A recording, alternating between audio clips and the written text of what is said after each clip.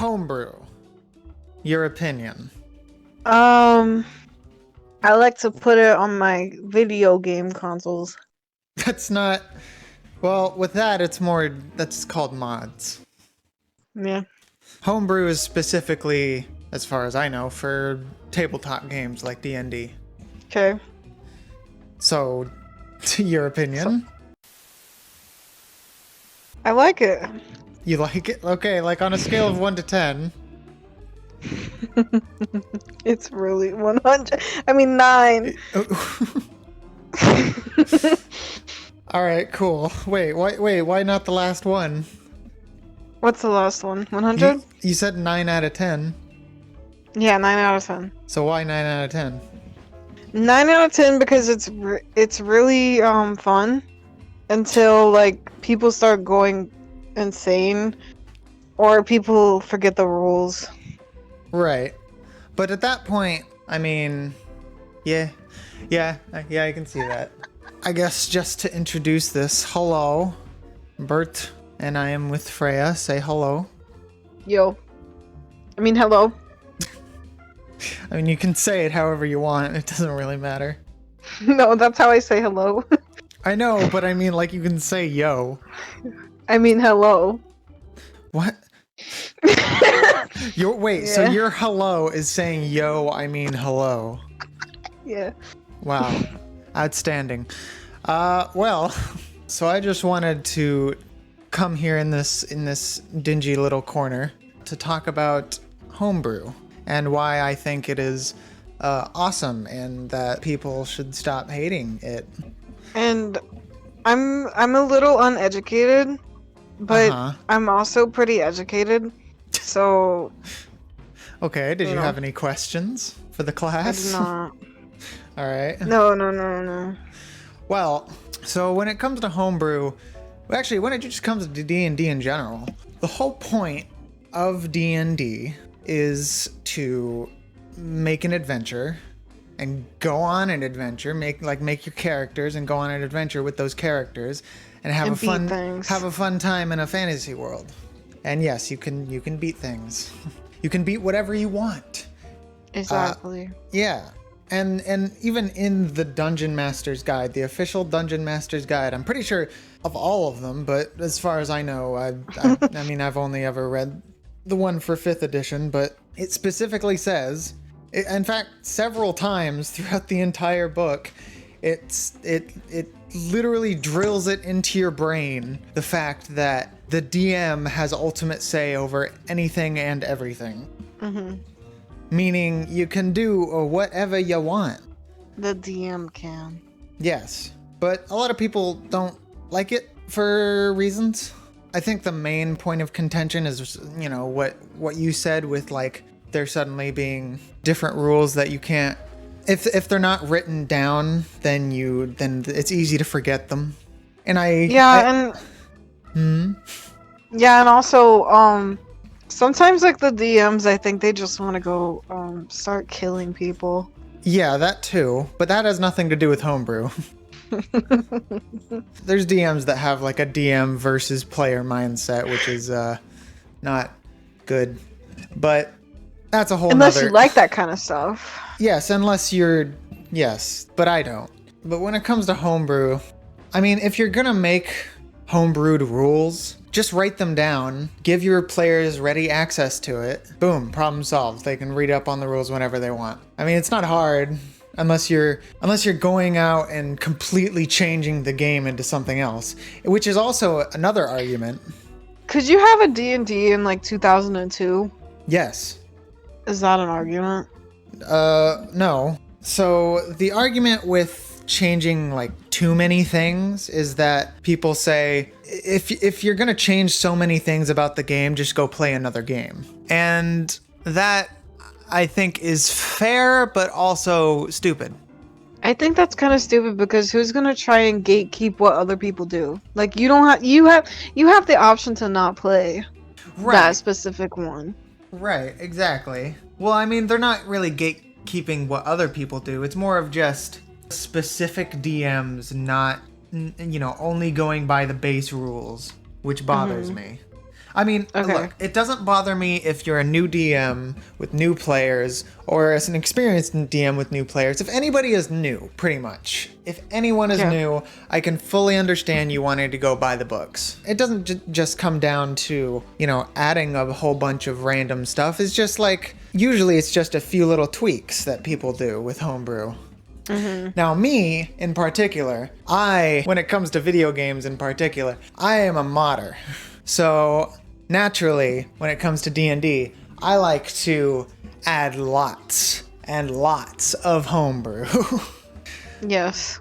And that can be a bit overwhelming. Well, more overwhelming than D&D already is, which is quite a bit sometimes. But again, I think it just comes down to like the skill level of the DM being able to explain certain things to their players, like new, experienced, regardless. Because I feel like I've done a pretty good job explaining stuff to you guys, whether it be homebrew or base rule. Right. It's not really that hard. You just gotta know how to execute your words. Exactly. I mean, you need to do that to be a DM in the first place, really. So I should never be a DM. No, I think if I was a DM, I'd probably start making things go crazy. Well, I mean, you can do that. But I mean, I'm kind of using it as a way to increase my improv skills. Okay. Is this like a podcast? No, because it's going to be like an animatic thing. Who's drawing all the pictures? Well, of course there has to be rules to a game to even make it a game. In fact, that's a big point that some people make against homebrew is that, oh, you're changing all the rules, it's not even the same game. That like adding and removing all the rules essentially makes it no longer D&D. For the players that are new to the game, I can see that. But for all the people who have played for like X amount of years and want to do something new, or even the new players me. Or even the new players that have the game semi-spoiled by the rules that make no sense, because there's a lot of them, then why should they be restricted to following every rule to a T? Okay. You can make the argument that if you want to change all the rules to a game, you should just go play a different tabletop game with rules that you do like. And if you did, you'd be wrong. Not entirely, because there are plenty of other excellent tabletop RPGs out there that might fit what you want out of a game better. But you'd be wrong in the sense that anyone that wants to change even just a few of the rules should look elsewhere. You know what? Whether it be a few of the rules or freaking everything, like, it doesn't matter. Are there like are there like other games that are Yeah? Are there like other games that are like D&D? Yes. But what are they? I mean, they're obviously not popular. I never heard of them. They're not as popular, but there's a lot that have quite a bit of credibility. Okay. You're basically treating D&D like you're modding Minecraft or Okay. Skyrim. But that's the thing, is when you add mods to a game, you typically do it to enhance the fun with that game. Like, lockpicking makes you too frustrated because you're just so bad at it and you're losing out on all this loot and you're not having a fun time with it. Download a lockpick mod, or if hardcore mode in Minecraft is not hard enough for you, freaking Blood and Bones mod pack. Or Mod pack? Yeah, mod pack. That just changes how they look. No, that's a skin. No. Whenever you have like a mod pack, it just like That's a resource changes pack. the... But when you add mods to a game like that, it's typically to enhance something. Like, if you're just bored of what the base game has to offer, whether you're an experienced player or a new one, then do what these people did and just add something to make it more exciting for you. These people must be stuck up. A little bit, sometimes, but not all the time. And it's the exact same thing with D&D. You want to add to the game to fit your preferences so you can have the most fun possible. But you don't want to just go play a different game, because you still want what the base core experience of D&D has to offer. You just want new stuff added onto it. Whether that requires switching to a few variant rules, or making a few rules yourself, or adding an ancient technologically advanced civilization that built giant mech dragons, just as a random example. iPhones. iPhones, yeah. Sex dungeons. Uh, Yeah. Yeah. oh yeah? Is that the input you wanted to add? Yeah. I swear people are gonna think you're stoned. I'm not stoned, bro. Bruh.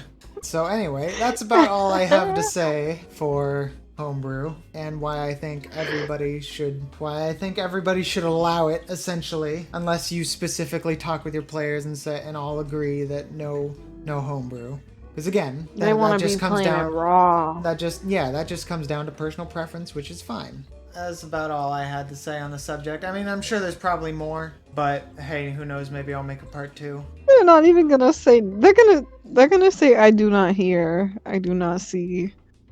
What? That's what they're gonna say. Excellent. Well, do you have anything to close off this video with, Freya? You want to subscribe. You want to subscribe so bad. Oh, yeah, okay, all right.